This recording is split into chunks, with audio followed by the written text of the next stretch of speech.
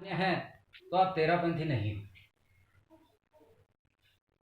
दूसरी बात, तेरह पंथ में अभिषेक निषिद्ध किया गया है।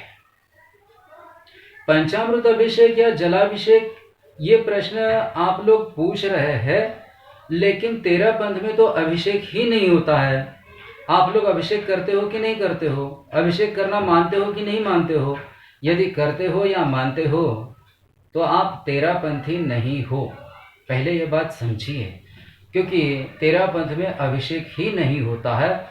ये तो 20वीं सदी में हुकुमचंद भारिल्ला ने जब इन 13 बातों का अपने पीएचडी के थीसिस में कथन किया, उस समय कोष्टक में लिख दिया कि पंचामृत अभिषेक नहीं करना, लेकिन मूल काव्य में अभिषेक नहीं करना यही कहा है।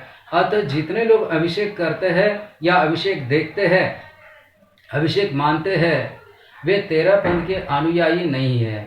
वैसे भी जो भी दिगंबर जैन है, उनको इस तेरह पंथ के अनुयायी होना भी नहीं चाहिए, क्योंकि यह पंथ मूलतः दिगंबरों का पंथ नहीं, यह श्वेतांबरों का पंथ है। मेरे ज्येष्ठ सिद्धर्मा मुनिश्री सुधा सागर जी स्त्री अभिषेक का विरोध करते आए हैं, लेकिन इन्होंने कभी अपने समर्थन में आगम का प्रमाण नहीं दिया है। लगभग 1.25 माह पहले भी इनने आचार्य कुंद देव की परंपरा का नाम लेकर स्त्रियों को अभिषेक करने का निषेध किया था। उस समय हमने सुधा सागर जी से आचार्य कुंद स्वामी के उस ग्रंथ का नाम पूछा था कि किस ग्रंथ में आपने पढ़ा कि आचार्य कुंद स्वामी स्त्री अभिषेक के विरुद्ध थे, कुंद नामना में अभिषेक नहीं होता है।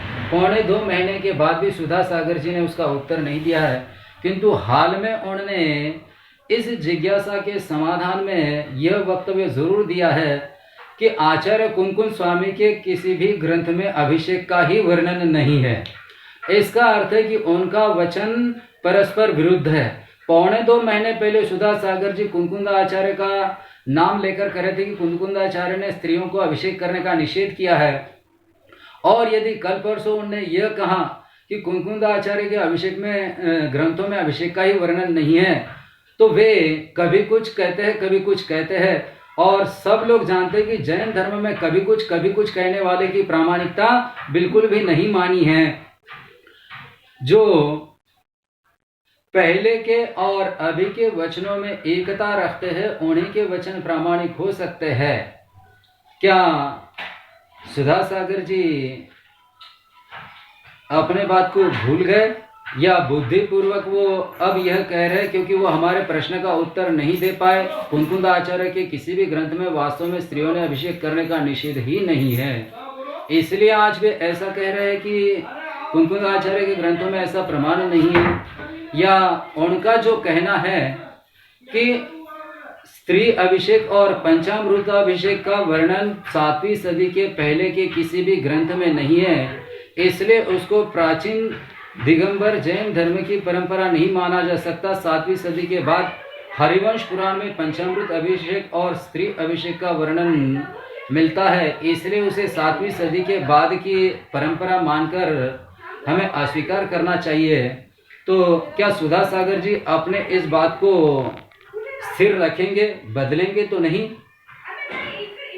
यदि सुधा सागर जी और उनके मित्रों का यह कहना है कि 7वीं सदी के पहले के ग्रंथों में स्त्री अभिषेक और पंचामृत अभिषेक का वर्णन नहीं है, इसलिए उनको नहीं मानना चाहिए, तो इससे यह अर्थ निकलता है कि जो बातें 7वीं सदी के पहले के ग्रंथों में है उतनी ही मान्य है, और 7वीं सदी के बाद के ग्रंथों में यदि और कुछ मिलता है जो पहले के ग्रंथों में नहीं है तो वह मान्य नहीं किया जा सकता। क्या आप सब लोग इस तर्क को स्वीकारते हो? यदि स्वीकारते हो तो हम आपको एक छोटा सा प्रश्न पूछते हैं, 7वीं सदी के पहले के किस ग्रंथ में पानी छानकर पीने का वर्णन है? यदि 7वीं सदी के पहले के किसी भी ग्रंथ में पानी छानकर पीने का वर्णन नहीं है, आप रत्नकरण शावकाचार आदि उठाकर देख लीजिए, उसमें जल गालन का कोई उल्लेख ही नहीं है। तो क्या सुधा सागर जी और आप इस बात को स्वीकार करेंगे कि पानी छानकर पीना ये जैनों की प्राचीन परंपरा नहीं है, इसलिए पालना नहीं चाहिए।